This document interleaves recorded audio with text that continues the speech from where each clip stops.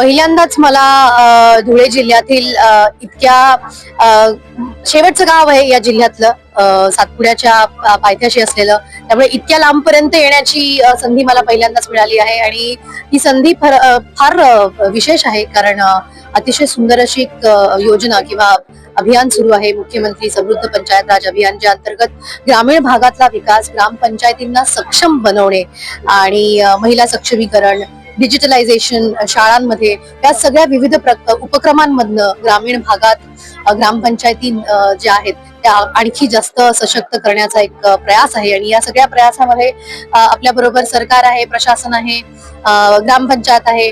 तर मला असं वाटतं आम्हा कलाकारांनी देखील हातभार आपला लावला पाहिजे. त्यामुळे तो जो काही छोटा मोठा सहभाग आहे तो आमचा आहे.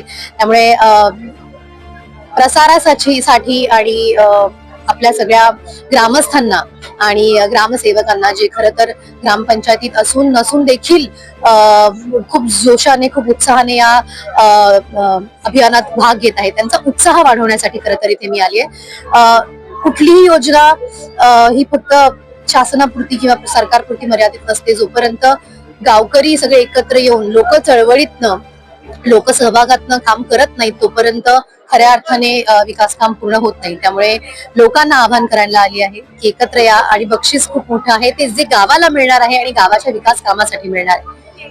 त्यामुळे धन्यवाद. सुंदर आहे, खूप चांगले गुण त्यांना आतापर्यंत मिळालेले आहेत. 31 तारखेपर्यंत आणखी वेळ आहे, विकास कामाची चालना आणखी जोरात पुढे जाऊ देत. खूप सुंदर आहे गाव, खूप चांगलं काम चालू आहे. अंगणवाडी असू देत, व्यायामशाळा असू देत, शाळांमध्ये असलेलं डिजिटलायझेशन असू देत, आरोग्य, शिक्षण, विविध क्षेत्रामध्ये सुंदर काम चालू आहे आणि हे काम असंच जोरात चालू राहू देत अशा मी शुभेच्छा देते. पहिल्यांदाच इतक्या आदिवासी भागामध्ये येण्याची देखील संधी मिळाली. त्यामुळे आदिवासी भागातला जी संस्कृती आहे ती टिकवून देखील विकास काम कसं एकत्र चालू राहू शकतं हे या गावाकडनं शिकण्यासारखं आहे.